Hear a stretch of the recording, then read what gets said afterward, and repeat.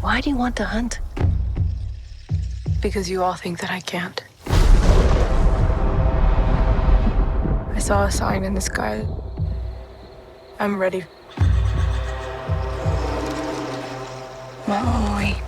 Nita. There's something out there. I'm coming with you. You can't. I'm trying to protect you. Protect me from what?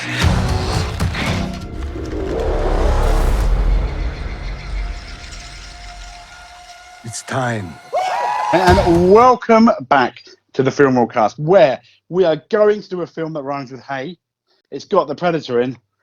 It has Indians in. It's got Indians in. with hay. I panicked. It's got, but it does have Indians in of the native kind. Yeah. How deep's that hole you're in, Jay? Just out of interest. It's got to be the fucking. That's got to be the worst intro I've done for quite a while. I was on a roll. Okay, but it's because I'm not practiced at it. You're joking.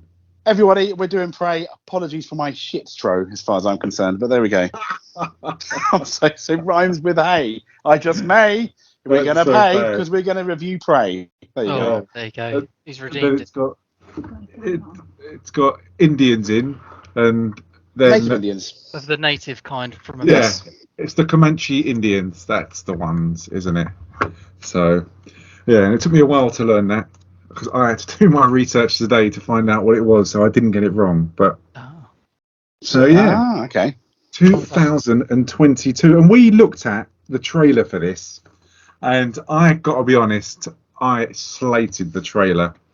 And I was just so dismissive. I thought, absolute crap. I'm not interested. This is rubbish. And it'll be interesting to see who's eating humble pie. I mean, when we saw the trailer, what was your impressions? I really liked it, but I showed it to Michelle, and she was like, "No, it's going to be rubbish." Kind of like you. It looks really bad because she likes like Predator 1 and 2, but not the others. And I was like, no, I think it'll be really good because they're trying to do something different. So I was kind of giving it credit, and I was like, give it a chance. I was apprehensive of it. I was a bit, is it going to just be another pile of poo like Aliens versus Predator and all the rest of it? But we shall see, won't we, what we think. Yeah.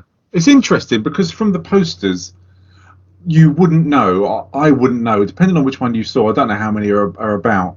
But I wouldn't guess that this is from Aliens or anything. Sorry, Predator. That anything to do with Predator. No. Completely agree.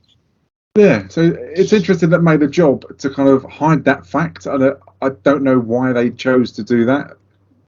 I don't know. It's a really weird thing, isn't it? Because the whole point, the Predator's the draw of the film, and you call it something completely different and don't put his face on the poster. Is that because they're trying to be a bit clever, and they didn't want it to have the reaction that I imagine a lot of people go, "Oh God, it's just another Predator film. The others have been shit." Maybe, I don't know. And they wanted to take away from the Predator, even though, with the irony being that is the one selling point of the film, as you say, Neil. Well, that's why you watch it, isn't it? I'm not being funny. Yeah. You know, the original, everything about it is brilliant. There's nothing you can't say anything's bad about that film, but the whole point is you want to see the Predator. So I honestly didn't realise until you guys said it was a Predator film. I thought it was nothing to do with that whatsoever.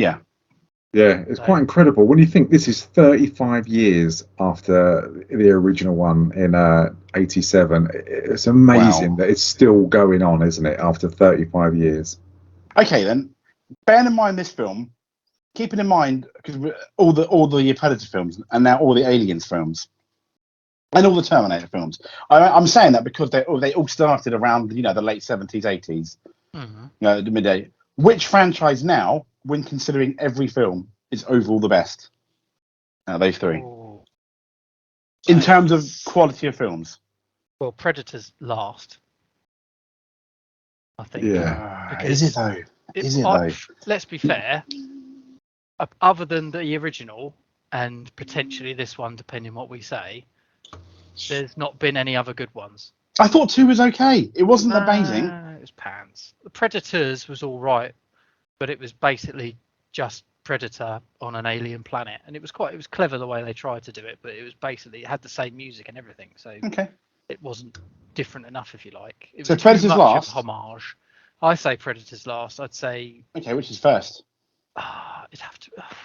It's difficult. It's tight between Terminator and Aliens. I'd have to put Terminator on top. Yeah, I agree. To be honest. Yeah. I would. Fucking hell, I don't know. It's because no, but it's because I'm judging them. For me, it almost comes down to Alien and Aliens, and then Terminator and Terminator 2, which are almost flawless. Yeah. And if it was just that, it'd be a really hard decision. And I'm trying to think what comes after, and I think Aliens has had more shit than Terminator, even though both franchises are quite bad now. Oh yeah, both. I think you're right. I think you're right about Terminator. Yeah. But I think you can't forgive AVP when AVP 2. You just cannot forgive them. Sorry. No. And Alien, the most recent one as well, the sequel to. Oh my god. Oh god, that was horrible. It just retconned the whole thing really badly. I couldn't even finish it. I couldn't even finish it. No. It was so boring. It was so fucking dull, that film. Which one was that one? The last one. Alien Covenant. Covenant, was it? Yeah. Or Rick, wherever it was. But I've not even seen that, to be honest. The reviews were so bad, I didn't even bother watching it. It was honestly, I tried. I thought I love the Alien franchise as a franchise. I do enjoy because the first two films, even the third one to a certain extent, it's not too bad. But I couldn't finish it. I'd put Alien as worse. All of it, I'd put Alien at the bottom by far, and then Predator, and then Terminator, definitely. Wow. Oh, that's interesting. Yeah, I think Alien lost its way a lot, and I think Predator has managed to kind of sometimes redeem itself. I mean, this film was in production. Production started 4 years ago when they were making the Predator, whilst that was being made. So, I mean, they kind of put all their eggs in one basket. They must have been hoping that the Predator would be something good, because this was actually in production at that time anyway. Yeah. So it's been a long time in the making, but it's amazing that this franchise can still continue, and that this film was one of the most successful. It was a 65 million budget, and it was one of the most successful ones. When you think that's after 35 years. So it's done well. It really has, and it's managed to reinvent itself. Whereas the others, they kind of only. It's like Jason versus Freddy. You run out of what to do with these characters, so you just pit them against each other, which is just a really easy, no-brainer thing to do, isn't it? Has it reinvented itself though? I think it has. I think this has got a lot of nods to other Predators as well. The other Predator films, there's a lot of things like the gun. Which is in, I can't remember which Predator it is, but it does give a lot of nods to different Predator films. I think it's good to go back to the 18th century, to when the first Predator landed. I think this is easily the second best Predator film. I mean, I'm throwing that out there, and I say easily for me. Yeah, I do. I can't agree with the reinvented. It's the same plot, story, everything as the rest. It's just set in a different time zone. Yeah, you're right there. But I mean, rather than into the future again and again and again. Oh yeah. Then I think it's great going back to basics, and even like the Predator goes back to basics in this. I mean, he's got his alien tech, but it's very basic. I mean, he hasn't got kind of laser guns where he's blowing everything up. He's firing iron darts, and he's got his spear. It's nice that he's kind of more of an even playing field. I mean, it's the tallest Predator going. It's 6'9", the actor who played him. Oh wow! So he's absolutely enormous. A Predator will only use the weapons he feels like he needs, because he likes to make it a challenge. So because they're primitive and they don't have firearms and stuff, they've just got axes and bows and arrows. If he went around with a laser gun, it'd be pretty fucking easy, wouldn't it? Yes. Yeah. I mean, the Predator's mask is made from the skull of a river ghost, which was actually in the film Predators from 2010. So I like the fact it does have different nods to different films, which I think for the fan, which obviously we are, it's nice that thought's gone into it, that they give a shit to a certain degree, and not just on a money spinner like they have on so many other Predator and Alien films, and Terminator films as well. Oh yeah. Well, it gives that nod to Predator 2 as well, doesn't it? Yeah. And you've not got too many callback lines as well. That's what I like. That there's a lot of them where they do so many callbacks. I mean, you've got the classic lines, but I was expecting one of them to say "one ugly motherfucker," and I mean, correct me if I'm wrong. I didn't hear anyone say that, but that's like a classic line, isn't it? Yeah. They didn't. That. I think you're right, and that was the problem with Predators. As fun as it was that it took all the people to an alien world and he hunted them, they hunted them. There was so many callbacks and lines and the music and stuff. It was, you almost ended up rolling your eyes more times than you can remember. So it was nice that this didn't do that, but it had the little, like you say, the homages, the props, and stuff like that. Yeah, and I thought it's a difficult one, and we've spoken about this on a lot of different films and subjects, especially in this present day. That, I mean, it stars who's Naru as Amber Midthunder, and Dakota Beavers as Tarby, and a lot of people said, I mean, I thought Amber Midthunder was really, really good as Naru. I thought she was absolutely brilliant. I've not seen her in anything before that I can remember.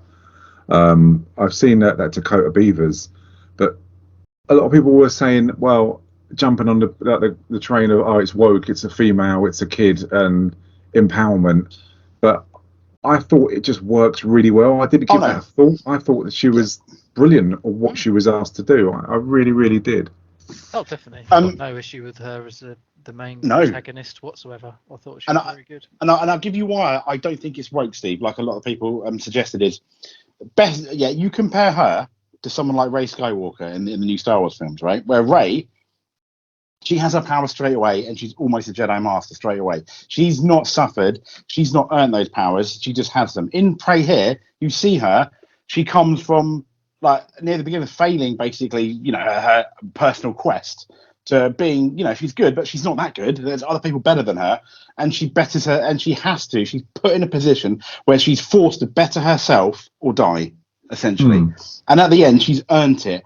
And I think, unlike very many female protagonists these days, like I think you can even say Miss Marvel, you can say Rey Skywalker, who are, they do it, they get their powers and they're instantly amazing, almost, you know, and it's almost feel like it's not earned. And there's times in this film that it's really earned from the character, and it really builds her up, and it's a slow build up to a crescendo at the end of the film. So I don't think it's woke at all. I think this is how you write a strong female character. I mean, look at Ripley. She was tough and all, but she wasn't tough enough to kill the alien at the beginning of the film, was she? Or in Aliens, even in Aliens, to kill the Queen. No, it was a build-up. Same with Sarah Connor in Terminator 1. It was a build-up. That's how you write a really strong female character. Yeah, and I think it also helps that they can use that with regards to back in the day, the women were the gatherers and the men were the hunters, and that was naturally her role. And her role in this is she's skilled at kind of being a medic and a tracker, and she's not looked upon as a warrior, whereas Tarby is, and she wants to have that role, but in society her part isn't as a warrior. So it helps the story that she's naturally pigeonholed into that role, doesn't it? Yeah, definitely. And from the start, you can see that she doesn't want to be pigeonholed into that, and it's quite a nice start, isn't it? The fact that the film that she's gathering like she should be, but she then tries to hunt a deer. Yeah. Like that. And she doesn't do it, which is nice as well, in the sense that she's obviously still learning, rather than, like James said, just being brilliant at it straight away. She's still learning her craft. Definitely. It's nice that she's fighting against the system. And the location in this, I mean, it's North America. It's, as I say, that the story is in the early 18th century in the plains of North America. Naru, a skilled healer and wannabe warrior for the Comanche Nation, fights to protect the tribe against a highly evolved predator, the first to land on Earth, allegedly. And it's a really good setting, and it's set in Calgary in Alberta. That's where it was filmed, and it's meant to be obviously the North Plains of America. But it just looks so good. And you were saying, Neil, at the start of it, when they're tracking that deer, I thought, and I could be wrong, I'm usually wrong, I thought that the deer was disturbed by the predator's rocket flying over. Or I didn't know whether, I just thought that was the case. I didn't know whether she disturbed it. I wasn't too sure. No, there was a noise, wasn't there? And after, so yeah, I think it is. It's obviously the ship entering the atmosphere or something like that, which has disturbed the deer. So, yeah. I was glad. I didn't want to see a deer get killed, but she looks great as the Comanche, doesn't she? She really does look the part. And you get an early introduction to, like, you don't see them, you don't realise it's them, but the French settlers who have set the traps that a lovely dog, thankfully, is okay, but does get caught in, which is rather annoying. Any animal hurt, especially a dog. But yeah, it's a good introduction, and it gives quite a lot away, but you don't realise it at this time, which I think is very, very clever. Yeah, I'd agree with that. Definitely. I was expecting an argument from you, James. I know you do usually like to be confrontational about these things. No, only when we do shit films. So I don't think I need to mention any in particular. Go on, I was going to say, like what? I'd really be interested in hearing, like what? Oh, that sequel that Keanu Reeves is in. Oh, didn't do a Point Break sequel, I don't think. He did not do a Point Break sequel. No. Is it the one where he should die 1,000 times and does a really stupid shit, like walking out of a thing after he's killed someone in front of everyone? That'd be that really unrealistic one. Yeah, that completely goes against the franchise. And then sort of, absolutely. Then autocorrects itself in the third one. Yeah, wrestling. No. You got John Wick 1 and John Wick 3. Brilliant. John Wick 2 is like chlamydia, as far as I'm concerned. Yeah, you need to clear it up, don't you? And you do need to clear it up. Yeah, ignoring the second. Yeah. John Wick 2 is awful. Jeez. So is wrestling and Harry Potter. They're both shit. Wrestling and Harry Potter is not awful. They are. They're just for victims of being bullied and idiots. Victims of being bullied. Yeah. Look, we are going to have to do Harry Potter, Neil, one day. I've always said do it, but I've always said do it. You know what it reminds me? Wherever you say that, I always get pictures of the Emperor and what is it, Revenge of the Sith. Do it. Yeah, it's like you're daring us to do it. It's like you're daring us. I'll take you over to the dark side, honestly. Yeah. I really will. It's a trap. There many times. Yes, I know. Do it. No, because what he's going to do? He's going to really make about the most notes he's ever made, Neil, and try and destroy the film. That's what he's waiting for. And it's a risk to do it. That's why. No, what he'll do is he'll watch it once and then just sit there and say it was shit. That bit was shit. That was. You might do that as well. You could do that as well. That's all he'll do. He'll just poo-poo on it. Does Steve like Harry Potter? I don't know. Probably. We need to find out. We need to find out. If he doesn't, it's going to be risky. I couldn't watch Harry Potter more than once. Honestly, they're long films, aren't they? They really are long films. John Wick 2 felt like a day. I'm just saying. Oh God! And there's like so many Harry Potter films. You'd have to do the first one because I wouldn't understand any others. I know. Yeah, of course, absolutely. I don't think I could play. I don't think I could review all 8 Harry Potter films. Not in a row, no. I've got to be honest. One a year. I'd rather put my hand in a boiling vat of oil than have to do all of those films. It'd be crap. It really would be. But yeah, it'd take me ages to watch one. I'd rather do that than watch Shoot 'em Up again. Oh, that's so bad. Just because you didn't understand it, honestly. No, listen, mate, I watched it. I didn't even get to review and shit on it, like unlike Neil. So I've got unfinished business with that film. Neil's right. It's horrible. What a horrible film. Anyway, moving on to better films. I don't know. What films are we talking about now? You know what I mean? So what did you think of Dakota Beavers as kind of her brother, the warrior, who wants to be the village warrior, the hunter, Tarby? I thought he was really, really good. I thought his portrayal of a Comanche Indian, not that I know any, but was very good, very believable. No, he's a bit of a douche, isn't he? Oh, why is he a douche? He just thinks he's the big fucking I am and stuff like that. He's a great hunter. He hit that hawk out the sky with a bow and arrow. He's the man. But if he'd listened to her, he wouldn't have had to cross the river. Yeah, it's good, isn't it? Because she's Yeah. clearly got the brains, and she's very good at what she does, and she's put down all the time by the rest of the guys. And even when she does join them later on a hunting expedition, that they take the piss out of her, and that she's only there just shut up and track. That's all you're good for, or heal someone who gets injured. And it's a really great arc that she's got, and I think she's the only one.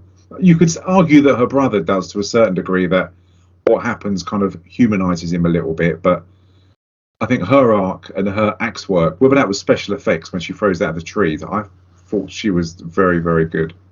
Have you guys seen her in anything before?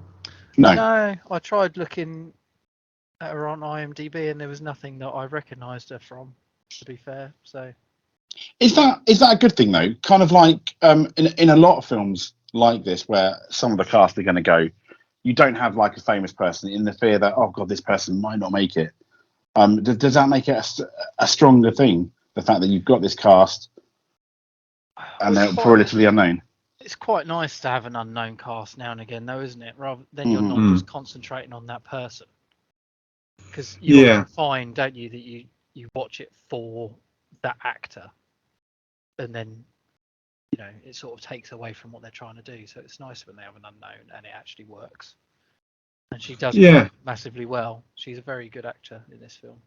Yeah, I think it opens up who can live and who can die, because you don't know these people. And I mean, she's obviously on the poster, so she's the hero. But yeah, I think it makes it interesting. And what did you think when you first see the Predator land on Earth, and he's got that the kind of cloaking device on him, which looks different to before? Obviously, special effects have kind of benefited, but I think he looks really good, really effective, and I think it's good that you see him so early in this film. You don't really see him though, do you? Don't you? I think it's great. It just gets me excited. It's just the cloaky thing straight away. It's just completely unnecessary. It's cloaking from nobody. It just, to me, it was just like, surely you'd use it when you need to. It felt a bit lazy to me. Well, did it really? Honestly? Yeah, honestly did. Who was there? There was nobody there. If this is the first Predator to land on Earth, he doesn't know, does he? Well, I'm pretty sure that they're savvy enough not to land in a bunch of people. They're savvy enough. I've met a few. I've had a drink with them. I know what they're like. Having watched the numerous films that they've churned out, they're not stupid. So, they would have worked out where they were going to land and stuff like that. They weren't just going to land in the middle of a village, were they? So, to me, I don't know. I think they used the cloaking far too much in this film. What do you think, Jay? I think, I get Neil's point of view, but from a film thing, I think, yes, we all know what the Predator looks like. I mean, we're in for a kind of a surprise when we saw his full face, but then it also adds to the tension and slowly builds it up. We all know what it is, but you're waiting for the time where you fully see him, and at some point, he's going to go one-on-one with the main protagonist, and you're just waiting for that to happen. And I do think it adds an element of suspense to the film. I like the fact the Predator starts killing small and then goes big. Like, it starts off with that snake. Obviously gets struck by the snake or bitten by the snake, and then he kind of goes up and up into what he kills, which I don't know whether that's intentional, but I quite like that. I think so. I think he's learning, obviously, what's there, isn't he? In the sense of what creatures are there. So he does this because the snake catches the mouse, doesn't it? And then the snake obviously senses the predator's there. Yeah. And kills it sort of mid-strike, which I thought was quite clever. And then it obviously goes on and kills the wolf. Yes, that's right. Yeah. Yeah. So and it kind of it is. I think you're right, mate. I think it is good. I mean, it'll be like a spider and a fly. It's like that rhyme, isn't it? That you put a spider or a mouse inside to catch something else. Like that children's rhyme. That's it. Yeah. That's what based on this. There you go. There you go. You've just found the plot for the Prey. That's it. Achievement unlocked. Yeah. I know, it's unbelievable, isn't it? I've leveled up because of that. But I mean, for like Naru, when they go on their first mission and she's obviously down as a healer, and they find someone who's been injured, and it's by like this mountain lion, and she's already tracking, and you can see that she's tracking something else. And I like the fact that she does stick to her guns, and that she believes that something out there a lot bigger than a mountain lion is responsible for the injuries that occurred. And it's nice to a certain degree that they don't believe her, but she does stick to her guns, because she finds that snake with the head cut off. She obviously knows that no mountain lion will be able to do that. And I think that for me, that added to the enjoyment and the tension of her character, that she knows something's out there, and she's looking up straight away, and she finds all that blood in the trees, which is a callback to a certain degree of the soldiers that were caught in the or skinned in the trees in the first one. Yeah, massively. Yeah, and it's nice they didn't. She's seen the alien spaceship, hasn't she? And she wouldn't know what the hell it is, but she saw it come through the atmosphere, so she knows that there's something strange out there. Yeah, and she sees the prints on the ground as well, doesn't she? That don't match up to the movements of a mountain lion, don't look like a mountain lion's, and it's quite eerie the way it's done. I just think it's when she's there with just a torch on her face and everything else is dark around her. I think that the cinematography of everything looks brilliant, and I'd love to have seen this on the big screen. It's interesting that Disney have just smashed this out on their channel, and it was out on Hulu and everything else. That it was an interesting choice not to put it on the cinema. Maybe they weren't confident in their end product. Yeah, it's weird, isn't it? Because this is on. I know I hate people talking about Rotten Tomatoes and everything and IMDb and that, but this is the highest rated out of all the films, all the Predator films, anyway. From all of them, so it would have been interesting to see. Even the first one. Yeah. Out of the franchise, that unbelievably, this is really? It says as of August the 9th, 2022, this is now the highest rated Predator movie in the entire franchise, according to Rotten Tomatoes. I guess Rotten Tomatoes. Oh my god! Gee. Yeah, it's the highest viewed premiere on Hulu. Fucking listen to that. I don't know about Neil, but I think Rotten Tomatoes suddenly became irrelevant. Yeah, I can't stand that. Anyways, that and the Oscars. Bollocks. Yeah, absolute shite. Oh, the Oscars is just celebrities stroking themselves. Oh, it's just pathetic, isn't it? Yeah. Biggest backhanding looking establishment ever, isn't it? Yeah. But what's nice about it, I know I don't want to go. I'll just say this: is I think a lot more people now think it's a joke than they did 10 years ago, and way more people take the mick out of it and don't take Best Picture seriously anymore, I think, than even like 10 years ago. 'Cause I think a lot of people realise it's just a big joke now. Yeah, it's ridiculous, isn't it? I'm just really not interested. But I was going to say something. I can't remember. Wouldn't it be? I think it's really good, and it works well in this. And you said it earlier, Neil, that she saw the spaceship, but she didn't know what it was. I think that works really well. The fact that they couldn't do that if they did an up-to-date Predator film. The fact that she actually saw it flying, and they obviously believe in like the Phoenix and things like that, and like different signs, that she wasn't able, even though she's witnessed it, wasn't able to say what it was, which is kind of weird in a way, isn't it? Yeah, but she wouldn't have been believed anyway. They were just, oh, you're fucking talking nonsense. You know, eating the wrong type of mushrooms or something like that. You should write scripts, mate. Yeah. Well, I should. Yeah. Yeah. You've gathered what a lovely piece of dialogue.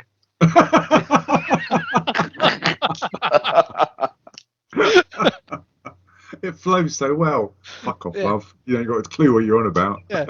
You picked the wrong mushrooms again, didn't you, silly cow? Yeah. No. It's But no, you know, how would you explain that, especially in that day and age when there's absolutely no technology that they know of? I guess you could say something like, "Oh, a star fell to Earth" or something, maybe. But other than that, no, you're right. It would be almost impossible to explain, and even a star falling to Earth, it would be ridiculous. And yeah, that's right. And I like the scene when they're in the tree, when the mountain lion they've been tracking. Unfortunately for Naru, she's the one who becomes face to face with it. And I think it works well. That I know it's obviously circumstances. It is the Predator who disrupts everything, and she falls out the tree. But I think it's good that she didn't kill the mountain lion. It works and it adds to her character. It kind of still shows that she's not de-skilled or isn't good enough, because she may have killed it, but it continues attention to a certain degree, doesn't it? I think. I like the fact that she got a good hit on it though. She stabbed it, didn't she? Yeah. When she was sort of, as she was like pounced upon by it. So she gave it a good go. But yeah, you're right. It's nice that she didn't. Like, again, she's learning, and then to all of a sudden be able to kill a mountain lion is quite ridiculous. Yeah, completely. And it's also good that she was facing up to it and she wasn't screaming. I think that would have been awful, because at no time in this, even at the end when obviously her arc's virtually complete, that she's not a coward and like a typical woman screaming. I think that adds to her character, that she just wants to go out and fight again, because that would have been shit if they would have. It just wouldn't have suited what they'd given us already, would it? No, definitely. She's definitely not a coward. I don't think she's been a coward from the start. She's just obviously she's a new to it, isn't she? She's scared. You can tell that she's scared. Like when she's facing the lion, she's shitting her pants. Yeah. But she still tries her best. So yeah, and you sort of see her grow, don't you? Yeah, and then to kind of make matters worse, that Tarby comes back, her brother, with the mountain lion, and everyone calls him the White Hunter, and he wins like the accolade of like the warrior hunter for the whole tribe. And it's kind of, I suppose you did kill it, but it's not fair on her, and I do have sympathy with her, because she could have taken it out himself or herself, and it does make him look to be a bit of a twat to a certain degree, which is strange because he isn't. I think he's a good character through all of this. That's why I said he was a dick earlier, because he turns into a massive dick here. See, I like. You're not up to it. But it's like, no, but I think he's good already. Nah, he's a prick. Why is he a prick? I think why is he a prick? I'm not being funny. He knows that animal is injured, and she's the one that's fucking stabbed it, because he admits it later on in the film. But he's so full of himself that he goes in there and you're shit, you can't do it, just give up, go back to what you should do. Rather than saying, yeah, no, I finally got it, but without your help, it would have been, he's just a fucking prick at this point. I think, I think you're right, Neil. But then because he's kind of like economic with the truth about killing that mountain lion in the beginning, doesn't that make his arc better towards the end of the film? Do you feel like he redeemed himself in a way? Definitely. Eventually? He does, but at this point in the film, he's an arrogant twat. I've got to agree with you. He had help from his sister. Yeah. He just turns into one of those macho idiots pretending he's done everything when he hasn't. After watching the film the first time, no, you're absolutely right. I liked him at the beginning, but yeah, this moment here, it's kind of like for me his lowest moment in terms of myself liking that character and think, oh, where's he going to go? Yeah. See, I'm glad he does redeem himself later on. But at this point, he start thinking he's all arrogant and all that sort of stuff, and then he doesn't this, and it's just like, you're a bit of a knob, mate, to be honest. It's interesting they chose for him with redemption, isn't it? In a way, because they kind of obviously didn't have to do that, and it would have made Naru look even better. So it's interesting they chose to do that. Oh, but does it show that he's happy to admit that he was wrong and give her the credit that she deserves? And then doesn't that make his death more impactful? Because then you've just started to like him again. You think, oh, okay, no, I really like him. He's really, really good. And then suddenly, no more. Yeah, but I think it needs to be like that, doesn't it? Because you don't. It's weird because you could see the way it was going, especially towards the end, and obviously we'll talk about his death. But I still didn't know enough about him to care about his death that much, even when he did die. And I only cared about it because he's Naru's brother, and have more feelings for her than him actually dying. Couldn't give a shit. So I think if he had to go, he got his warrior's death, and he's earned that for once, which was good. And you kind of don't mind it in these films when it's like, no, I'll have a warrior's death. I'll die the way I want to die, and you think, fair play, you're happy. But yeah, you feel for her. One thing that did annoy me about the Predator was that they come down to hunt, and that's what they want to do, be the alpha male of everything. And when you see the predator with this wolf, and this wolf doesn't back off, and he looks at the rabbit, and as the rabbit's, he kind of grades it, and the wolf is going to kill the rabbit, so he challenges the wolf, but he doesn't actually fight the wolf. He just uses those spikes and just kills it. I want to see him. Yeah. He hasn't earned that victory, as far as I'm concerned. You fight these animals. He's got the armor. You take them on, but it's an easy kill, and it isn't fair. It's not an equal match, is it? No. This might bring in what Steve said that he thinks of the Predator, because obviously he can't be here tonight, but he wanted us to let the public know that he thinks the Predator is a pussy. And I can't, with this scene, you can't disagree. He's fighting a wolf, and he's cloaked, and then he uses those spike things. It's just, it's lazy. It's lazy. Yeah, I wanted to see a proper fight, and I'm soft. I don't like animals dying, regardless. I hate hunting. I hate anything like that. But to see him kill that wolf so easy it was just crap. And then he rips out the spine like they do, and I kind of think he hasn't got the right. He's not earned that, and it's not a proper trophy because he hasn't taken it on. The bear later on, that's brilliant.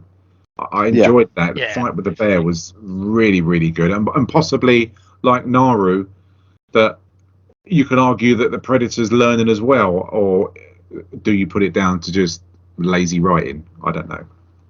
No, I think you're right. I think the wolf was a bit too easy for him to kill when you compare it to the bear. And you're right, the way they're almost in contradictions to each other, aren't they? Because the way he fought the bear, it felt like a victory, where this one, it kind of felt a bit cheapened, and you wanted the wolf to put up more of a fight, but he kind of cheated a bit, didn't he? As he said, the Predator. It's interesting because we don't know, do we, much about the predators in the sense, and this could be a young predator that's been sent off to a shitty planet with, not much in the way of competition. Say, or not, because it's a young planet, so to speak, as in the people on it or what have you. So maybe he's learning his craft of hunting, so that he's been. But that's not explained. That's just me surmising. That's what I think. Yeah.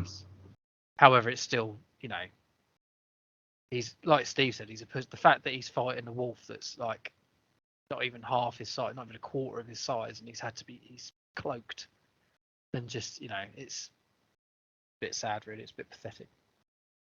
Yeah, I found it annoying. And when Naru's gone out to try and find what actually is happening and what's killing these things, and when she gets in the field and you see all of those, what are they? What cattle have been all skinned? Buffalo. Yeah. And they've all been skinned. I've got to be honest, I thought the Predator did that. When I first saw it, that's what I thought. I didn't think of French hunters, or poachers, rather. What did you guys think? It's interesting. Exactly the same. Yeah, because the clues were there with the chains and weird sort of bullet cases. Yeah. But I was really annoyed as well, though, Neil. I don't know about you, were you? The fact that it made you think. I was really annoyed at the time that I thought the Predator had done that, and I thought that's really un-Predator-like. And I was really annoyed. I thought, I was almost like, screw this film. That's really annoyed me. But then it kind of redeemed itself when you realise later, and that's a nice moment. Yeah. It's a good twist, isn't it? Because that's, watching it again, obviously you've seen it, but you realise the clues were there. But like Stu and you, I didn't see it the first time. So it's nice that it was redeemed. Yeah, and she picks up. What is it she picks up? Because obviously they fire shot. I take it they don't fire bullets back then, did they? It must be shot. I didn't see what it was. That it looked like obviously it wasn't, but a bullet cartridge or something that she picked up. But it still didn't give me enough clues to work out what it was. So I was being a complete dumbass. I got to be honest. It was more the chains, wasn't it? So they've obviously used traps and stuff like that as well. What have you, but again, I just didn't pick up on it. Maybe it was a piece of a gun that's pinged off what it's for. I don't know. I don't know, mate. And did you see the bit when the old Flash Gordon quicksand part, when she's sinking in that? Did you see that as foreshadow? I must admit, I didn't see that as foreshadow. Must have been completely dumb. Oh, it's a cigar she picks up because the Predator picks it up. Oh yeah, Yeah. it's a cigar, isn't it? Do you know what I put this to? I thought, oh, she's going to get covered in this mud, and then she's going to do exactly the same as the first Predator. That's what I thought, mate. Yeah, well done. That's exactly what I thought. I thought, no, they're ripping that off, and that is really bad. But it's really clever, though, wasn't it? Because, I mean, what did you think, Jay? Did you think they were going for a rip-off of Covered in Mud, and this is what's going to happen? Yeah, I wasn't really annoyed at it. I think as you guys, but I was like, oh god, here we go. I can predict it from here. But I wasn't really angry at it. I just thought, okay, because I was really enjoying the film up until this point. Other than the Buffalo bit. And I mean, I was angry that I like you, I was enjoying it, and I thought, oh god, they're doing so well, and some of it's pretty new and inventive, and I don't need a nod like this to the original film. It's come up with something fresh, but yeah, I thought it was very clever that it wasn't, and I like the scene. I thought it had a lot of drama. That, I mean, the dying in quicksand or this mud must be a terrifying way to go, and I think now she's got that axe with that string on, which is really good. For me, I knew she wasn't going to die, but there was a lot of tension in that, wasn't there? No, not for me, because you knew she was going to get out of it. It was so obvious. It was going to be the last throw. Oh, it hooks on this time. Oh, I can get myself out. It was so tropey. It was like it just went on for too long. Fuck off. You know, it's so obvious. You're an angry man today, Neil. No, it's just a shame because you've both said, and I agree, that they've done lots of good with this, but then again, they still, even though it didn't play out exactly like we thought, oh, the mud, blah blah blah, it's still the same old thing, isn't it? It's the last throw of the axe. It's this, it's that. It's not like oh fuck, I'm stuck. Shit, let's get out quick. Cool, that could have been really shit, couldn't it? No, it has to be prolonged, and you know she's going to get out of it. So she's on the fucking cover of the poster. We all know she's not going to die. So yeah, but she's kind of like learning still. It's like when she comes across that bear, and she even tells her brother, "Don't get your bow wet, she won't fire." And she's obviously got her bow wet, and then she tries to fire an arrow at the bear and cocks it up. So I kind of put a lot of this down to like the quicksand of naivety of that she just doesn't know. I don't know whether I'm doing the film a favour, but me personally, I think you are. I think you're very invested in it, and that's absolutely fine. But for me, it was just that part was just too tropey. It was just obvious. It was so obvious what was going to happen. There was no tension in it.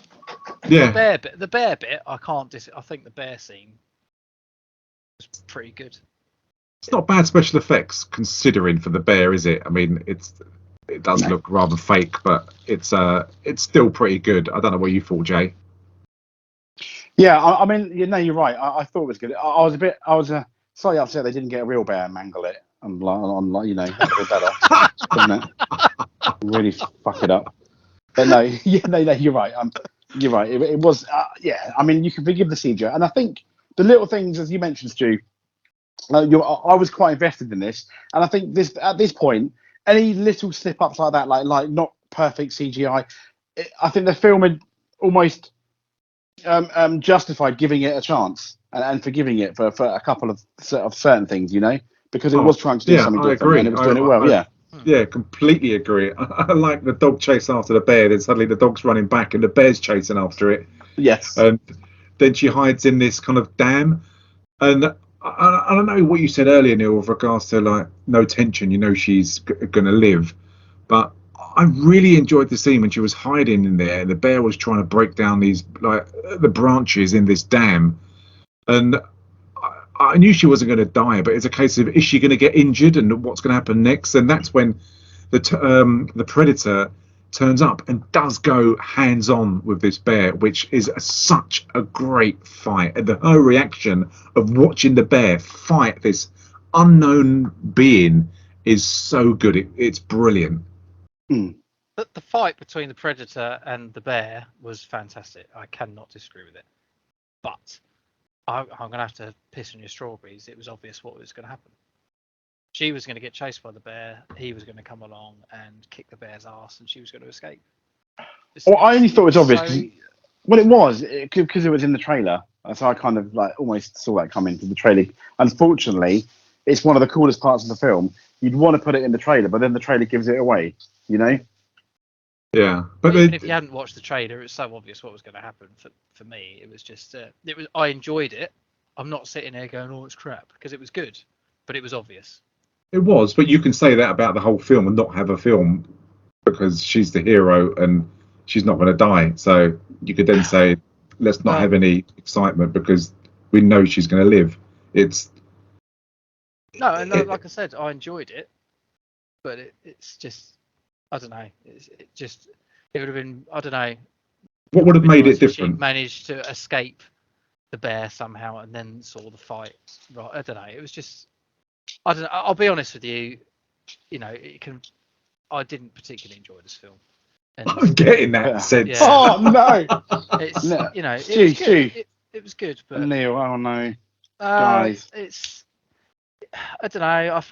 I think maybe it's just my view of cinema at the moment. It's just everything's so fucking predictable. It's just a bit sad, really, for me. But in the Matrix, you know Neo's not going to die. You know he's the hero. But what's the difference between that and this? Four film shit. We both said that. But the difference with the Matrix is the story and the journey you go on. This journey in the film is exactly the same as every other Predator. I'll wait 2 seconds. I'll give you the it's really predictable what's going to happen. She's not going to die. However, I will raise you that the exciting parts of those kind of things, when you know someone's not going to die, is how they're going to get out of certain situations. No, definitely. But like I said, and that is. But I could just see it a mile off, without even if I hadn't have seen the trailer, I could have guaranteed you when she was being attacked by the bear, the Predator was going to come along and not save her, but fight the bear, conveniently then saving her. True. That's what I mean by it. It was a good scene, but it was predictable.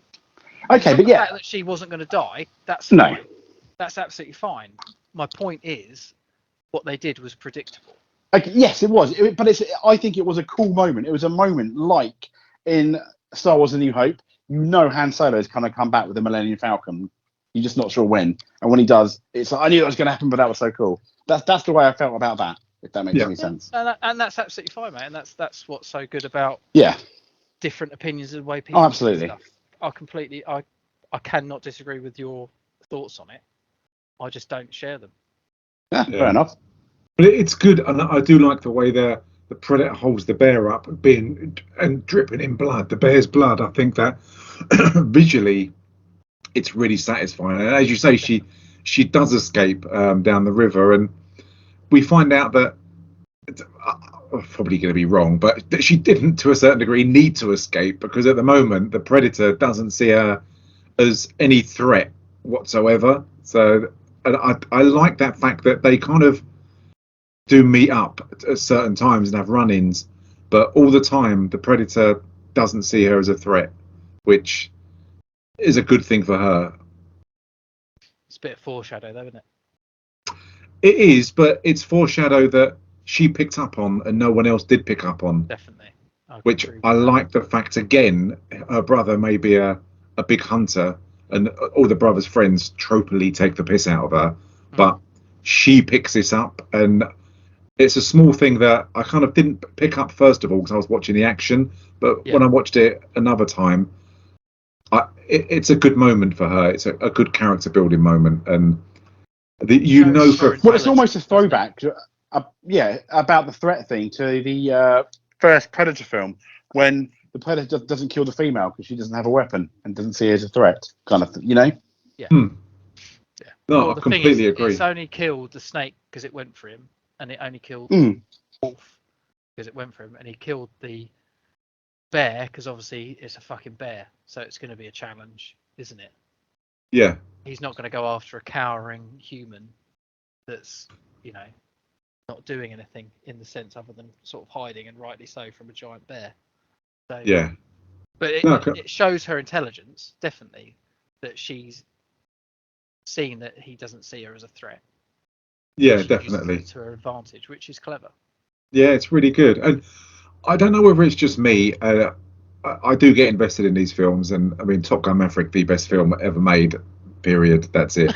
But when her brothers, like friends, colleagues, hunters, whoever, come out to see her, and they're all standing behind that log, and they've all got their bow and arrows cocked, pointing at the woods, that really reminded me of the bit where you've got Arnie and everyone else just shooting at the shit out of the woods, and they don't know what they're shooting at, they don't know what they're looking at, and they're just there pointing. For me, that was quite a good callback.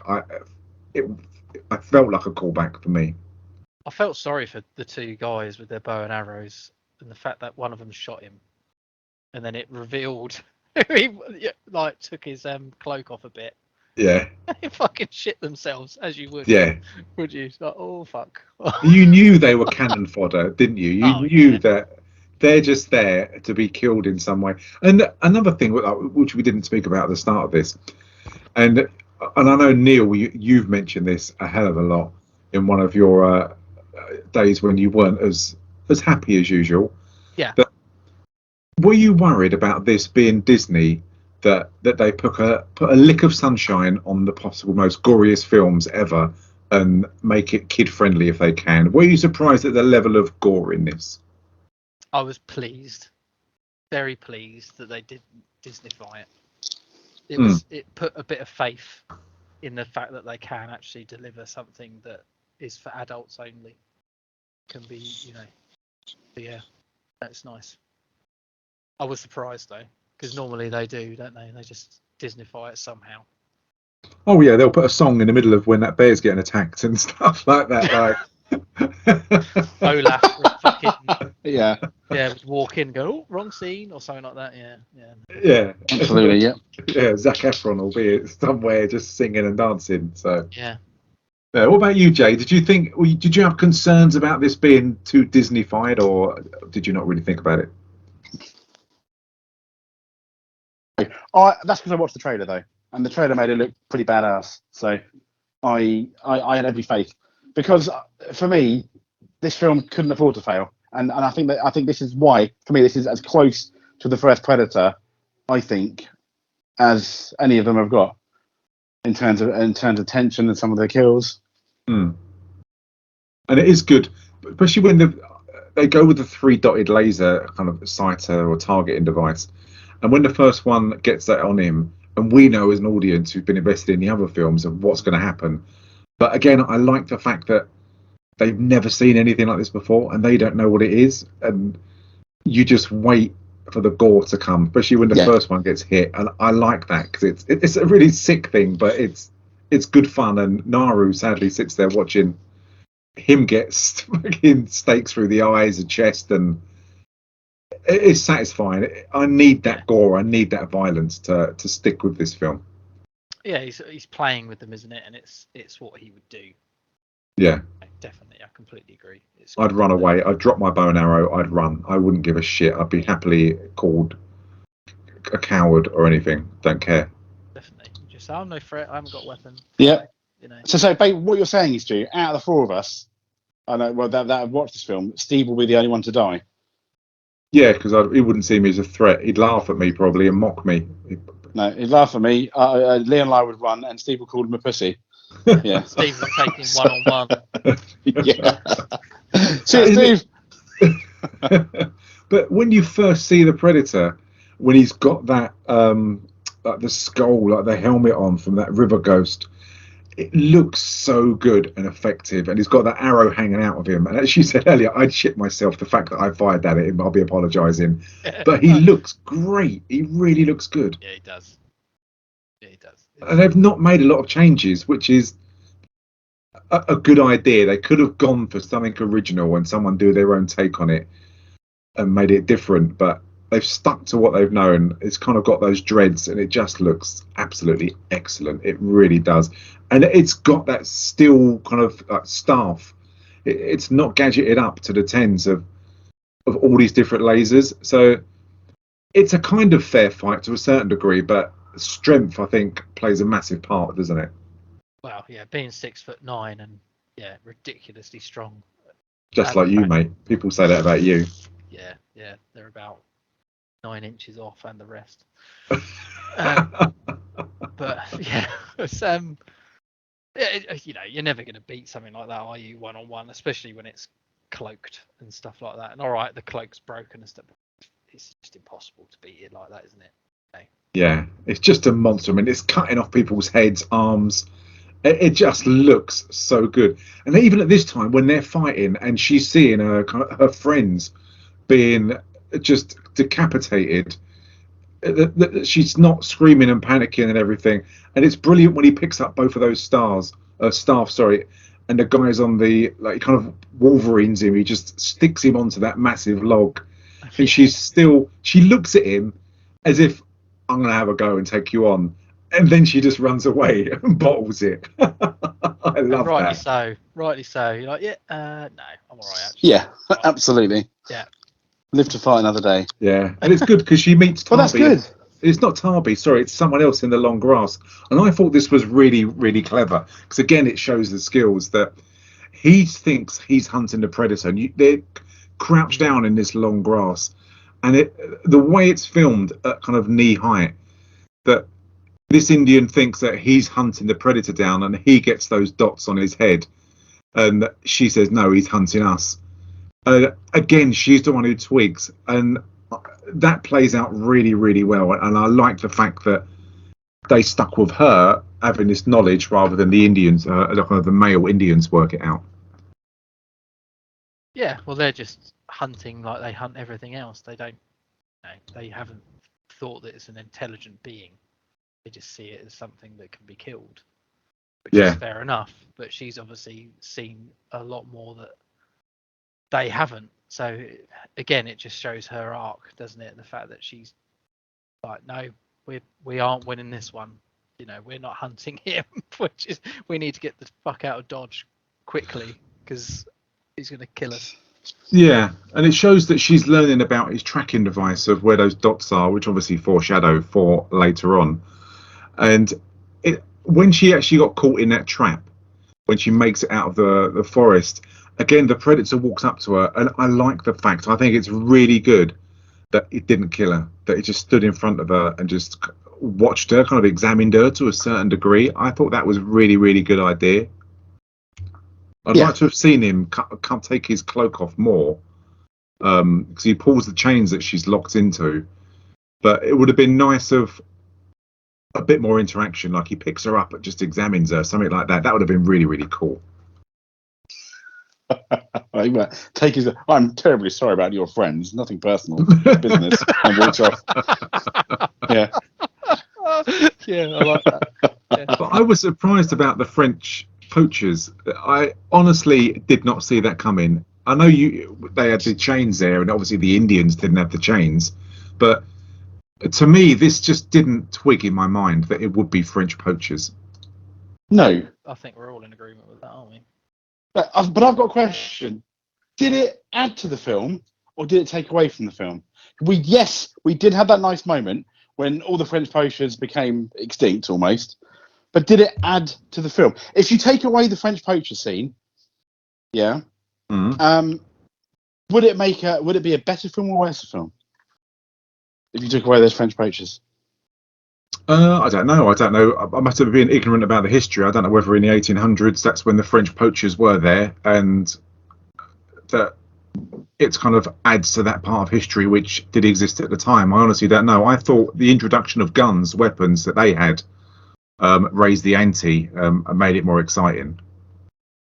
It did. But I was thinking before this review, if they weren't there, I would not have missed them. I don't think in hindsight, I don't really think they added that much to the film. Really. Yeah, it's one of those interesting things. I think Stu's right in the sense of otherwise it would just be bows and arrows against predators. But then that's why I like the film. That's what drew me to the film so much. I'm not criticising the French poacher because it made for an amazing scene.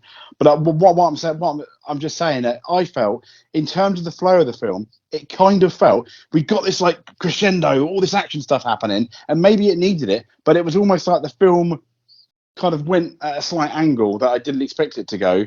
I don't know whether it needed it to go. It felt like it paused the main plot of the film for like a weird little subplot that no one saw coming. for the only to carry on about 20 minutes, half an hour later. The question I've got, because I don't have the answer, that's why I'm asking you guys, does that hurt the film, or do you think? But as you said, it adds to the film because it brings in the guns. I think so. Yeah. Okay. It adds a different element to the film. I wouldn't say it's done it a favour or harmed it, to be honest. I suppose it's just nice to have something slightly different. Yeah, I rather agree. Than just the native Indians trying to beat it with sticks. Yeah, we've seen what he does to 4 Indians or 3 Indians in a scene about 20 minutes ago. So it wouldn't have made any difference. And the Comanche settlement isn't that big anyway to kind of be a threat. But it kind of answered the question when that guy turns around, the head poacher, he's got the cigar in the mouth, and thankfully Naru turns around and says, "Oh, you were the one who killed all of the buffalo," or they were. Yeah. And so that kind of answers the question for me of who did it. But it is good that she then realizes that they've got Tarby, and when they get him out and they kind of cut his chest, which is quite graphic for, I mean, you've got to go with Disney, but it is quite graphic, and it leads to a scene which I really, really like, and I didn't expect to come, when they're tied against the tree, and it looks like the aftermath from the first film of when that bomb goes off in the original Predator. And you learn that the French poachers are aware of this predator and that they want to capture him for themselves, and they're using Naru and Tarby as bait. And I didn't see that coming. I thought that was a really good twist, and it leads to a massacre which is brilliant. And again, it's Naru who's the clever one who gets herself out of, who rescues her brother, doesn't she? She always does, doesn't she? But I think it's great, and she tells that story of, I think it's the otter who chews her own arm off, and I thought, Jesus, you can actually cut your own arm off to get out of this. And I thought she was going to do that. Yeah. To be extreme, to show what warrior she is, but it's quite funny as well, and it's kind of like dark humor when they're all looking at them through their like binoculars or whatever it is. That in the background you've got the predator taking out people on the horses behind them, and they're just completely unaware.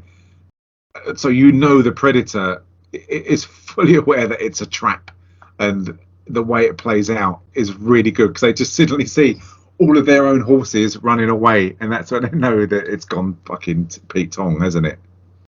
Yeah, no, definitely. The fighting is brilliant, isn't it? All those guys trying to kill him and just taking him on. Yeah, it's so good. The fight scene is brilliant, and the fact that he uses his shield to chop that guy's head off is just amazing. Yeah, I love that addition. Good. That was such a good addition to this, wasn't it? That they don't have some kind of laser shield or anything, and it looks great when you've got the ash and you see the predator's hand kind of like passing like the ash and the mud through his fingers. It looks so good. It looks really menacing. And as you say, he's got kind of like a Captain America shield, isn't he? It looks absolutely brilliant from Endgame, the little one that he's got, which was crap. He never had his proper bloody shield, which was so bad. But would you a close up and paused it? Yeah, that'd be so cool. Paused it, and it had Stark Industries on the side of the shield. That'd be awesome. I'd love that. I really would love that. I did like it when that guy tried to shoot him in the head, and the bullet just bounced off and shot. Oh, that was good. Yeah, it was really good. And I thought it was such a clever thing when they throw that net over it and he gets off it, and then the predator uses his own net that he throws over that guy that just tightens and just turns him into mush. That was brilliant. And those spikes coming out their heads, and I mean, they do kind of go full on gore here, don't they? That's in another one as well, isn't it? I think that in one of the AVP films he uses a net on one of the aliens, and it sort of cuts. Oh, really? Yes. Yeah. So that's a sort of homage, if you like. Oh, okay.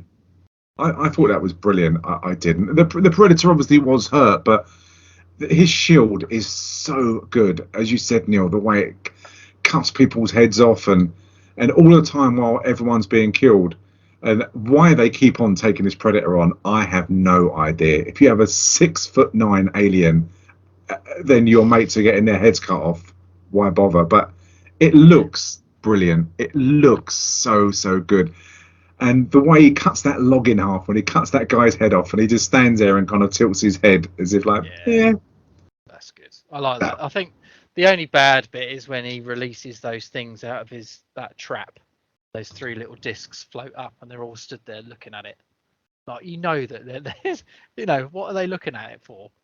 It's like, it's gonna kill you. You'd run away, But I suppose they have to try and add elements of sort of comedy in. But...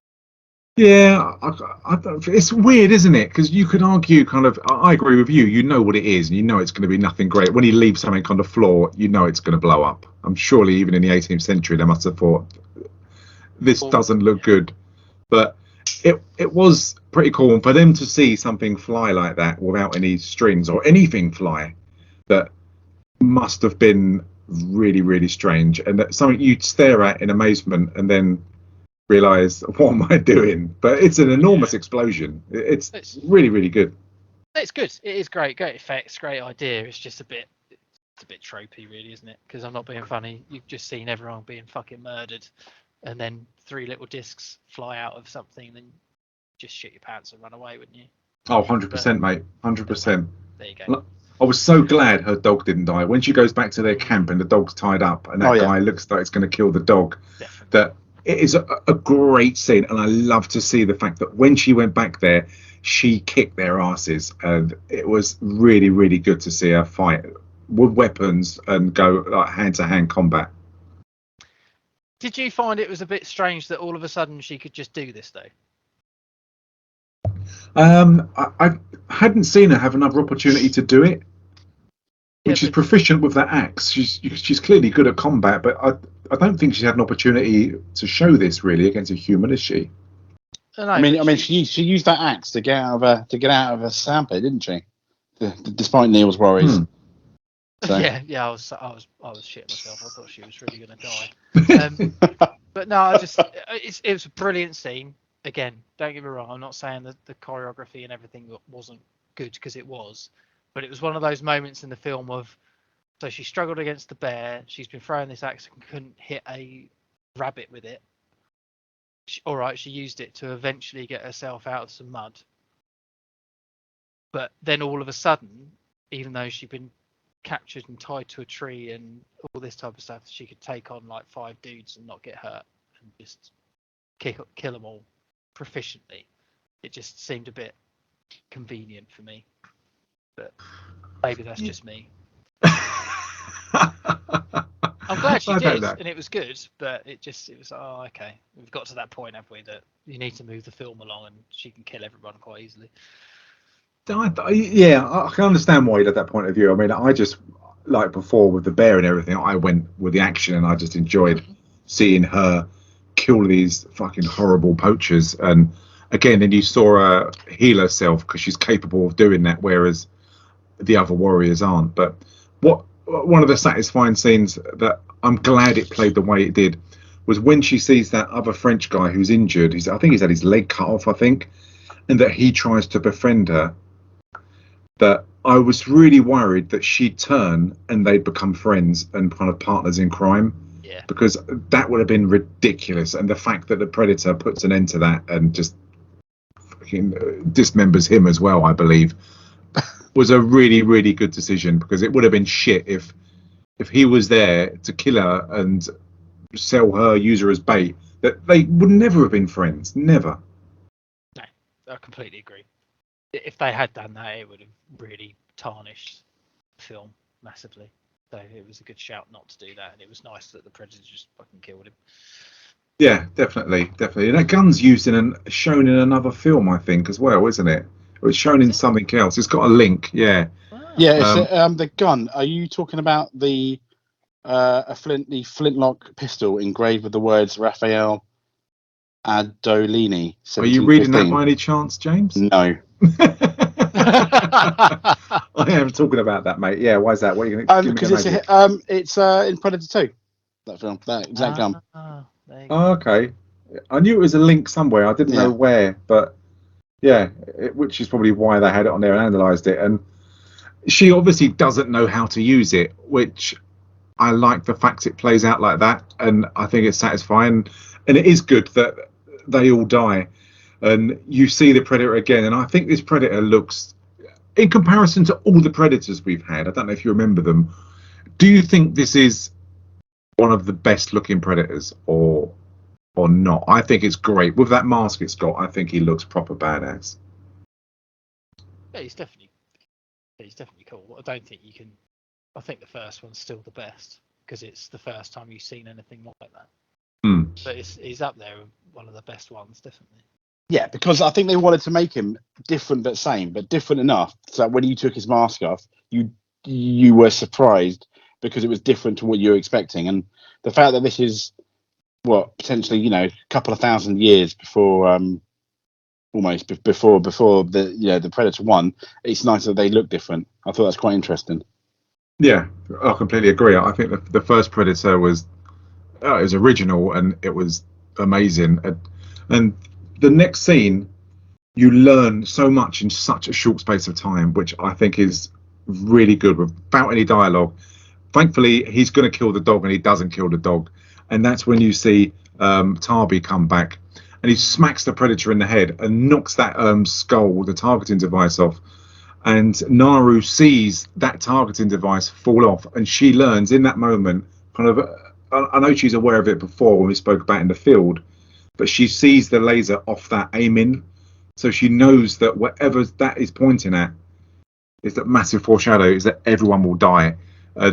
That's when the Predator, you learn, is useless because he fires an arrow at the tree where the aiming device is, and this is where Tarby steps up and his arc is finished, and he looks great on that horse, just fucking riding around. I was buzzing at this point, honestly. I thought this was a great scene. It was clever, but it's weird that he continues to ride around in circles, and he's not actually doing anything. That's what they do though in their films, isn't it? They circle the wagons. Yeah. No, to be fair, no, it's good. It is good, especially when he jumps off the horse and stabs it in the back and stuff like that. It is good. I'm not giving enough credit. I apologise. I take my previous comment back. No, I think it's great. And she tries to fire the gun, and obviously she hasn't got a clue how it works. Yeah. And it looks good. It is over the top. And when he's flying through the air and he kind of smashes the Predator, it looks way over the top. But the fact that he's putting damage on the Predator is good, and the fight lasts a long time, and he does get a proper beating though. Tarby does, and I'm glad he died because you hadn't seen him for a while, and he got his death, and that's it. And he did go through that cloaking device again, which was proper cowardly. And I do agree with you, Neil. He does vanish, doesn't he, the Predator? It does, and it's sad, and I have to agree that Steve's on the money, isn't he? That he's turned into a bit of a pussy because he's getting his ass kicked one-on-one with a human.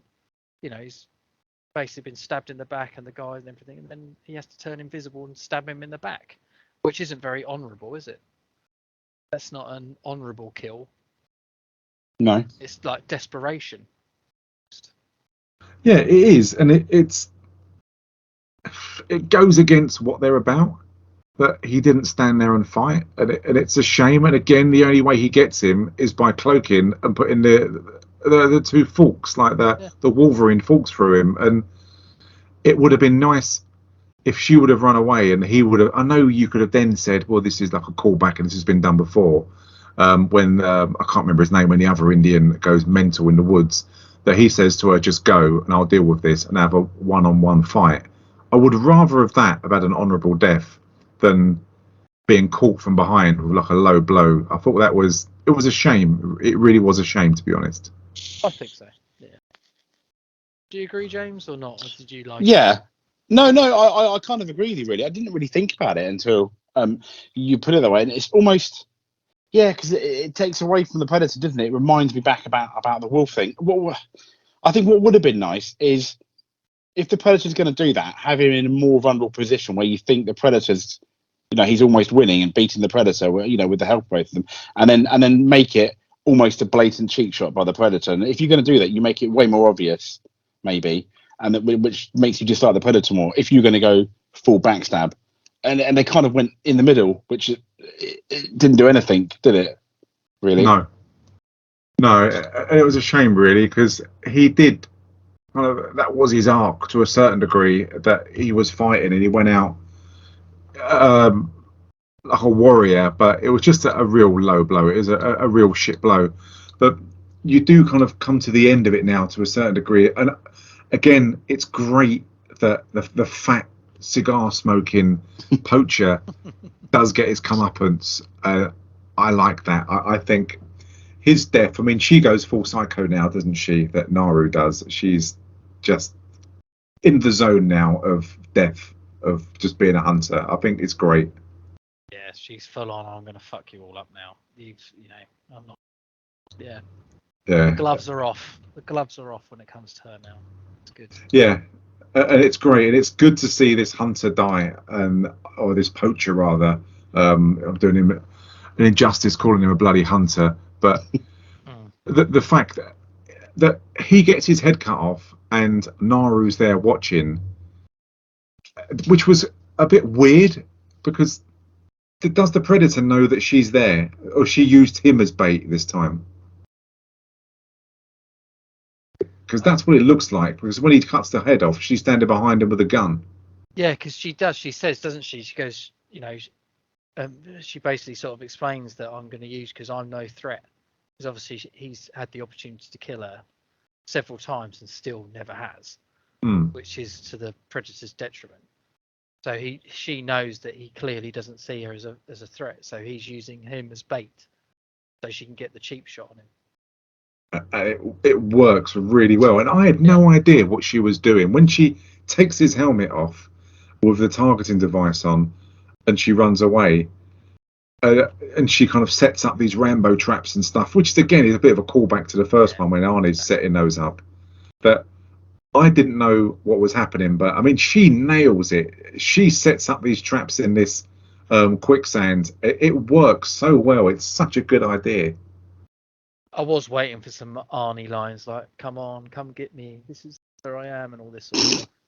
Do you know, I was, mate. I honestly was. Yeah. And I'm so pleased they didn't go down that, because in my opinion, this film's better than that. Well, it's proved that it hasn't needed that. And it's nice, unlike the other Predator films where they've relied on doing that type of thing and failing numerous times. It's nice that they didn't go in that direction.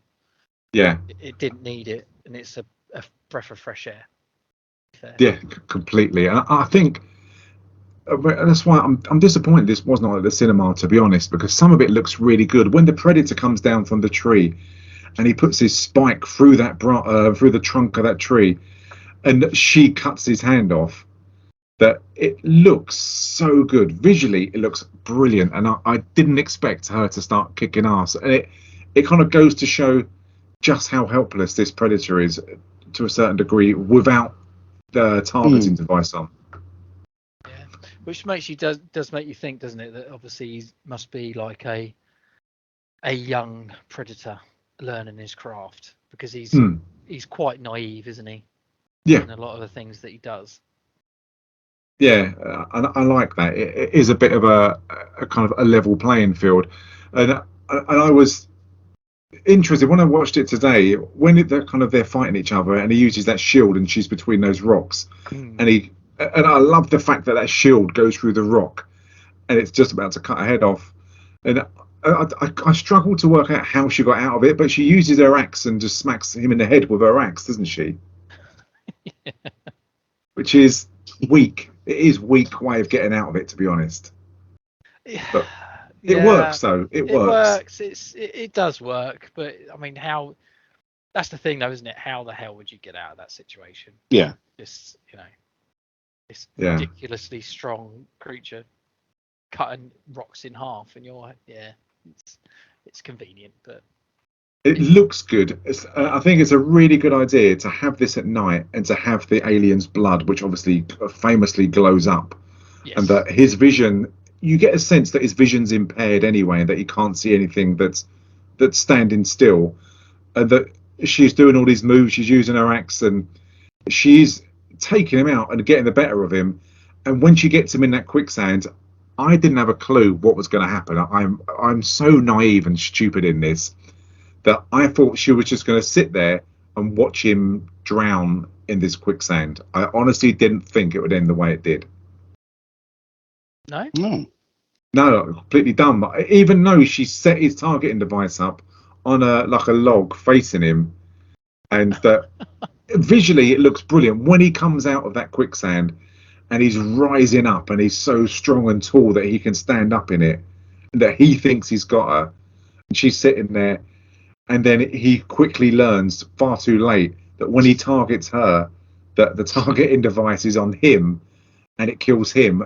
Such a clever ending. I thought that was really, really clever.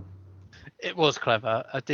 There was a bit of a callback though, wasn't there? In the set, she's sitting there going, "Come on, do it, come on." And it's okay. You had to get it in somewhere, didn't you? You had to get the Arnie in there somehow. So brilliant idea, very clever. But I think it's I don't know. It's whether you like that callback or it's a bit cheap for me. It's a bit cheap for you. It's a bit cheap using those lines because it's you're sort of into it, and then all of a sudden she says that, and it's instantly I'm just taken back to the first film rather than concentrating on what's going on. For me, I think it earned it, and it was good. I don't know. I can see where you're coming from though, mate. What did you think, Jay? I liked it. I thought a really good and interesting way to end it. Completely different to the way Arnie ended it in Predator 1. I think in Predator 2, she basically outthought it. You know, was one. Yeah, I think that's brilliant. No, definitely the way she did it was brilliant. I'm not saying that. It was just the words that were used took me to the first one rather than yeah, true. That's a bit cheesy, I guess. That's my point. The way she killed him, absolutely brilliant. Very original, very fantastic. It was a brilliant scene. Definitely. I wish they hadn't used those words.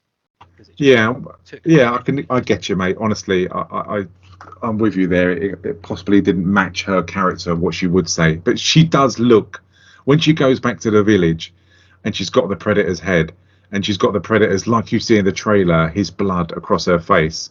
Again, visually, whoever's idea that was, it just looks so good, and she is a different person. Her arc is complete, and she's got the respect from all the other Comanche Indians. And the film ends there. It's just so good. I really like the way it ended. That she's smart. It's not about muscle or anything like that. It's just about how smart you are.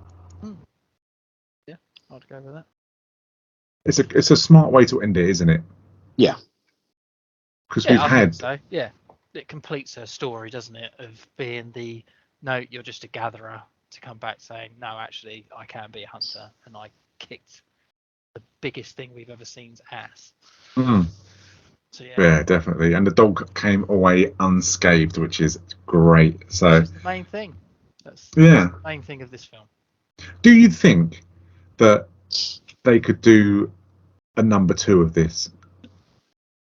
I hope not.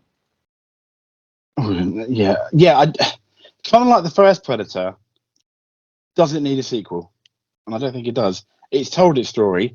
What other advantage would you have of a Predator landing? I don't know what else you could do. That would be. I mean, the premise of this was these people did not know what a Predator is. They're really primitive. Everyone's really primitive. How the hell are they going to beat it? And they've done it.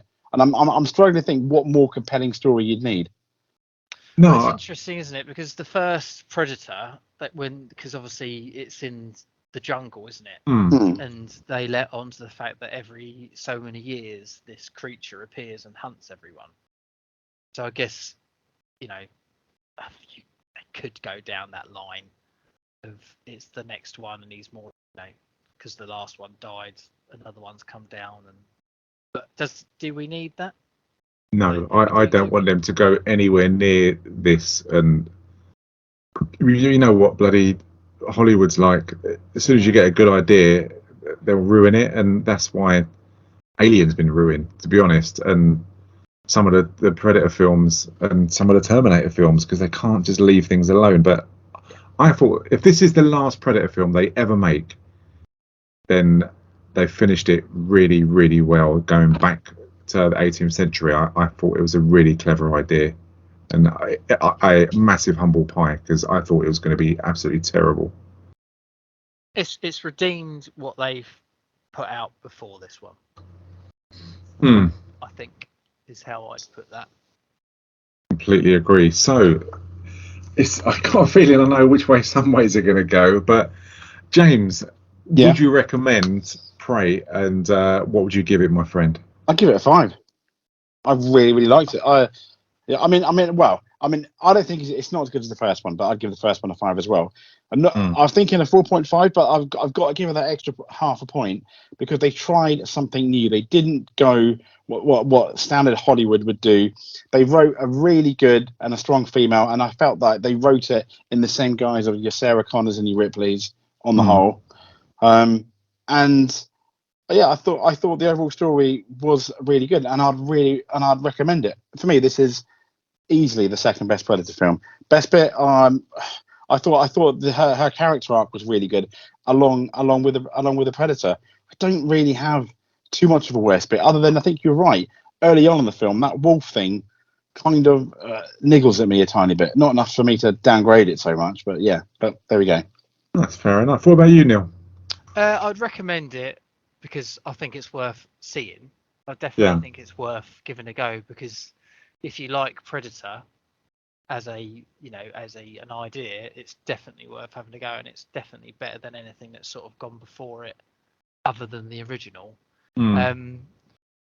But I'd give it a 3 out of 5. I think it's good, but for me, it was pretty predictable in a lot of places. It was a bit tropey in some other places. I don't know. Other than the bear bit, I think the bear scene, as predictable as it was for me, it was still extremely enjoyable. Yeah. And there are some nice bits in there, but I try, to what we watched this review, I struggled to watch it again the second time. I found it quite boring, to be honest. So if I was ever, I probably wouldn't watch it again, out of choice. Yeah. So no, I'm with you there on that front. So it's good, but I could watch the Predator, the original, over and over and over and over again, and I'd still get excited. But this just doesn't have that same hold on me. But a good go, and hopefully they don't make any more. It's left with a positive note rather than a sour taste. Yeah. No, completely. I mean, I agree with James, to be honest. A lot of what he says. The wolf was the only bit. I mean, I think I'd give it possibly give it a 3.5 out of 5. I did really enjoy this film. I wouldn't watch it again for a long time, but I would watch it and I'd recommend it. And I just thought it was a good twist, and it was really well written. The fact that they've run out of ideas and they've gone down a really sensible route of a young female, a Comanche Indian, and it isn't about brawn, it's about brains. And I thought the ending was really smart ending. It was really clever and it was refreshing. And I think on the first few viewings, that's what made me enjoy it so much. Now I've seen it and I know what to expect. That's why I wouldn't watch it for a while. But yeah, I thought it was a really good film, and I went into it thinking the first time that it was going to be awful, and I was completely wrong because it was a very, very clever film, really well done. Completely it's interesting well done. You say about brains over brawn, but that's exactly how the first one ended as well. Because Arnie was a massive honk of a man, but he couldn't beat it, so he outsmarted it. Yeah. That's interesting, isn't it? That basically all the films are really about outsmarting it rather than trying to beat it head on. Yeah, I think it's because she's so slight, like Amber Midthunder, that she doesn't have anything to offer, but against something so big, 6'9" with her, that it was good. But yeah, as you say, in the end of it, that Arnie realised that the brain in his is the only muscle that he needs to use rather than trying to beat it hand to hand, which he clearly couldn't do. But I mean, he actually did fight it, didn't he? And he tried. but he got his ass kicked, didn't he? So And he used those traps, didn't he? It was he the had to log use on the it. traps. Yeah, I remember. But yeah, I thought it was a really good film to do. I'm glad we did it. But again, what is next on Planet Pod? What are we going to do? Day Shift, I think. That's it, Day Shift. Oh yeah, I've seen that. Yeah, I think it's worth looking at. It's new. It's on Netflix. Yeah. So it's worth seeing something different. Vampires. Don't get many vampire films these days. We don't. Is vampire films God. your go-to, guys? Is it? Do you like vampire films, or are you not? No. Why is that, Normally, James? I know I used to. Then that fucking vampire sparkling in the light wank ruined it all. What? Twilight. Are you talking about? Oh, right. Yeah. Okay. Yeah. No. God. I mean, yeah, I've never seen any of those because Good. Looked horrendous. To be fair, the first one's actually not bad, and then stop. I enjoyed That's what I'm Twilight. I really enjoyed it. What, the whole series? Yeah, me and my wife sat down and The whole watched series. all of them. You enjoyed it? Yeah, the whole series. You enjoyed it? Yes. You're fucking with me, Stu. I don't believe you. I promise you, I enjoyed them. I really did. I thought it was a good twist, bringing in the werewolves, Stu, and I thought it was great. No, poker minge. But Stu, I really? like the Vampire Diaries. I thought they're brilliant. The Vampire Diaries No. on Netflix, really, really good. No, I know you're taking a piss now. I promise you, You like the Vampire Diaries? Yeah, my wife watched them, and she went through them like a dose of salts. She loved them. And Does your she really? said to me, watch it. Yeah, so I watched it. And Does your wife own a pink strap on? I'm just asking on a completely unrelated note. She does. She does. We share it whilst watching the Vampire Diaries. You share it. Well, you pissed on my strawberries there, so fair play. But no, it is really, really good. I really enjoy the Vampire Diaries with Damon and everyone. Yeah, it was brilliant. I've learned two things from this conversation: that Stu likes really shit films, but I kind of knew that anyway, and he likes pegging. So there you go. I never knew that. I thought I knew the man. I clearly don't. So I know. Films. I don't know how you can say I like shit films. I honestly don't. Well, mate, our repertoire of films that you've said are good on this podcast sort of pays way to that. You like. I can't defend you with liking the Twilights. Yeah, I can't either. I can't defend that. I cannot defend that. I can't either. It's my god. I only hope he's fucking with us, Neil. Honestly. I'm just begging that. I really hope he's fucking with us. The Matrix 2 and 3 are biggest piles of shit going. And they're so overrated, it's unbelievable. They are overrated, but I'll take a Matrix 2 and 3 over any Twilight sequel. You can't really compare Twilight and Matrix, especially the first one. One's good and one's terrible. Two's terrible and 3. Nah, the Matrix series is, it's you're not a sci-fi fan, mate, but I'm not going to rise to it. I'll tell you what I did see. I don't know if anyone else. I'm changing the subject a tiny bit. I watched The Samaritan with Stallone. Oh, Rubbish. Have you seen it, G? Yeah, I saw it the other day on Amazon. Yeah. I fairly enjoyed it up until the last 10 minutes. I thought it was right. Is it your typical Stallone film? Oh yeah, it is. I mean, you know what you're getting. I mean, I'll give it to you now. It's like, for me, it was like a 3 out of 5. As in, like, you know what you're getting. Well, I don't know about the ending. The last fight kind of annoyed me. Not giving anything away, but yeah, I kind of enjoyed it. You didn't enjoy it, G? No, I thought there was zero suspense. It was too predictable, and it just knew what was going to happen. I mean, I sat and watched it playing solitaire on my phone, and it didn't grip me. You just knew what was going to happen, and I didn't like the kid in it. It was too fucking annoying. And I knew, you know what, the minute I know, I was like, fucking hell, he's not going to like this. I thought that was going to happen. It's one of the, having said that, the trailer did make it look better than it was. Yes. Yeah. I bet you hate the Goonies as well, don't you, Stu? I love the Goonies. No, he likes the Goonies. He loves the Goonies. I really love the Goonies. I don't get it. Someone predictable, isn't he? Stranger Things, Stu. Do you like Stranger Things? I've never seen it. He likes Twilight. It's just never seen Stranger Things. No. I know, Leo. Honestly. What? Top Gun Maverick. Top Gun Maverick. Well, you've never seen Stranger Things? Seriously?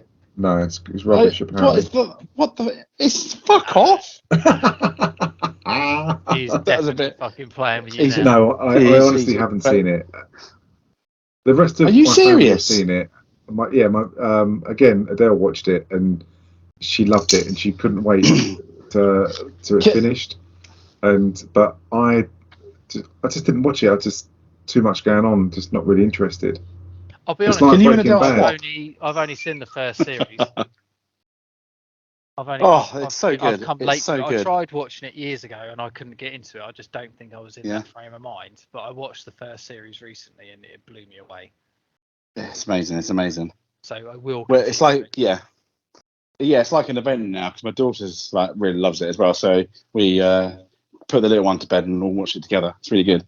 I'm really shocked at that. I'm really fucking hell.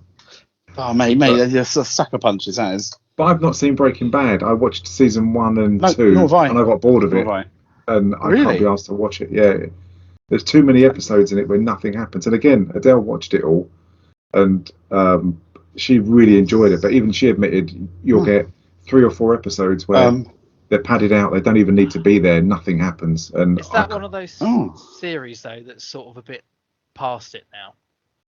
Oh, maybe like Lost. Like Lost and stuff.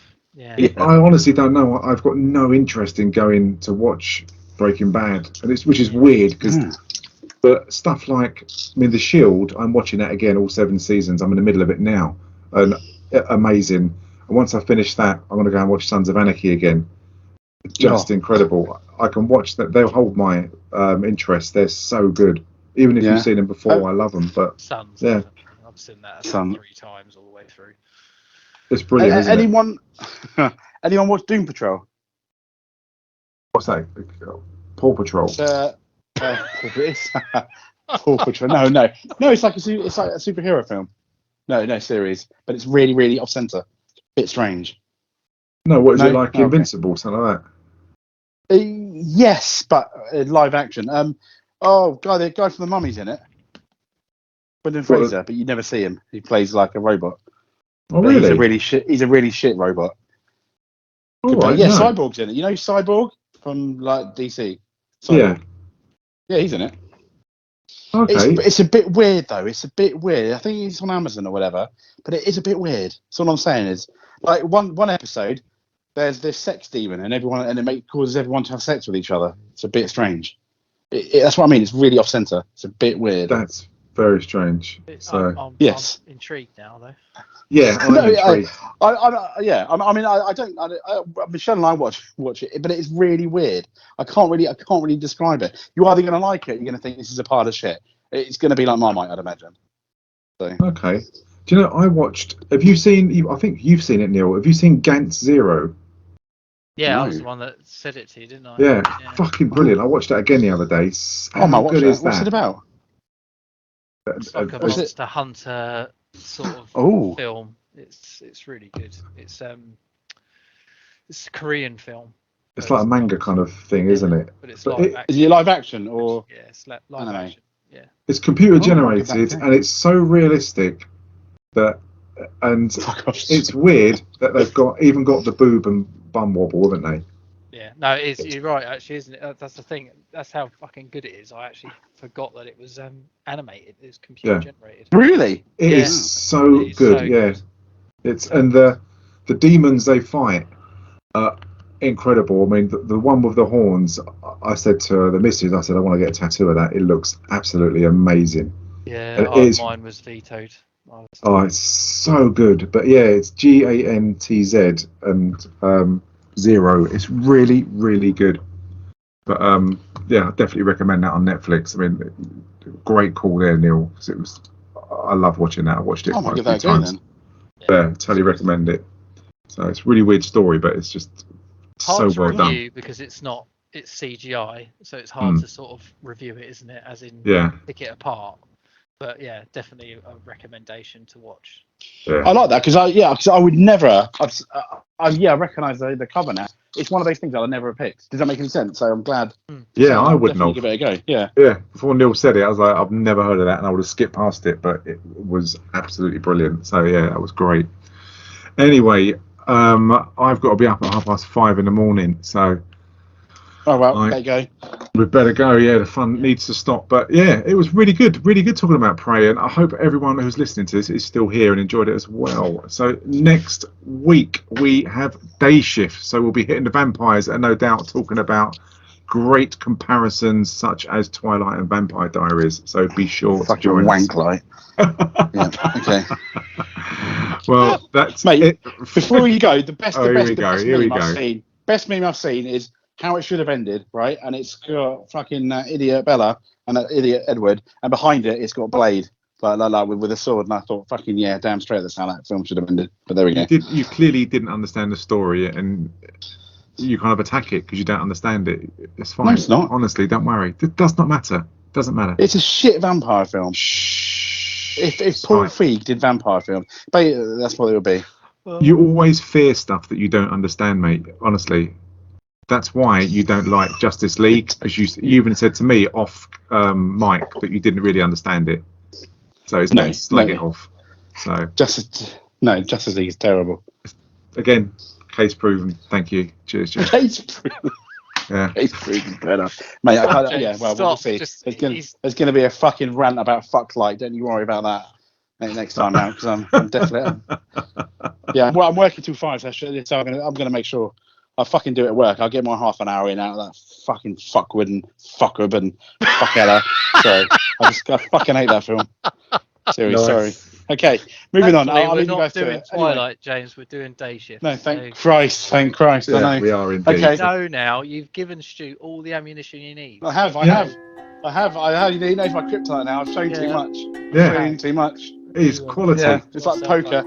I love it so much. Yes. Well, thanks for joining us. We will be back next week with Day Shift. And before we go, the last message is wrestling shit. Thank you very much. Goodbye. See you later, guys. Bye.